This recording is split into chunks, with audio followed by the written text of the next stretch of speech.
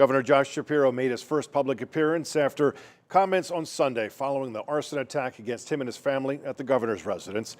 The governor spoke to reporters about his emotions following the attack and addressed the new information into the motive of the attacker. Fox 43's James Corrigan, one of those reporters today. He joins us live in Hershey, where the governor spoke earlier. He has more details on those remarks.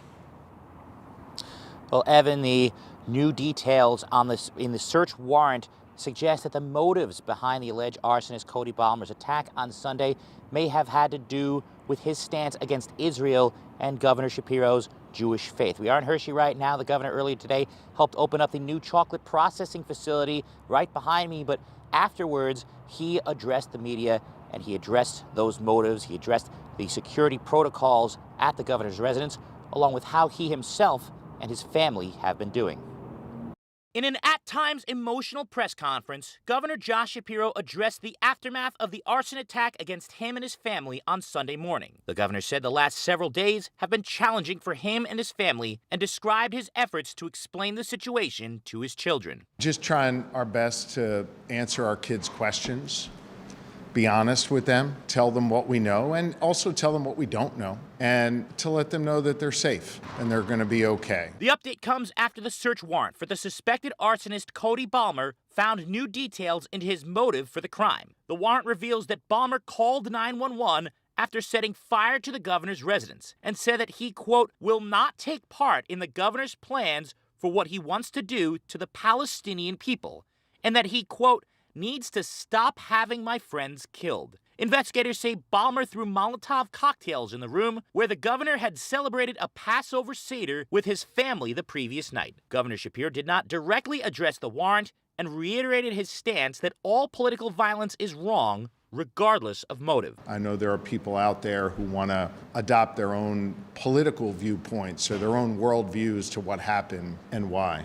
I choose not to participate in that. This kind of violence has no place in our society, regardless of what motivates it.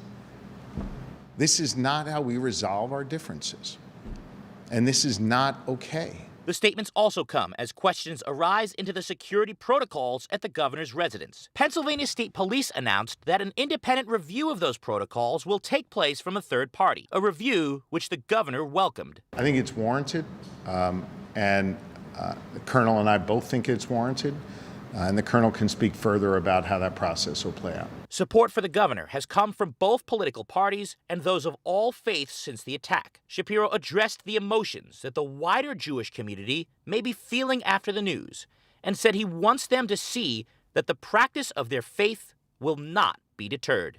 I want them to see that my wife and I and our kids continue to celebrate our faith proudly and openly. I want them to see that people from all different faiths have reached out to condemn this act and to lift up our family in prayer.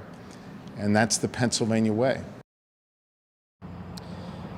And it's the way that people of all faiths will come together tonight in Harrisburg for a march and a vigil with the message that hate has no home in Pennsylvania. Fox 43's City Nauman is live right now outside of the governor's residence where that vigil will take place, and she has more details about that event tonight. City.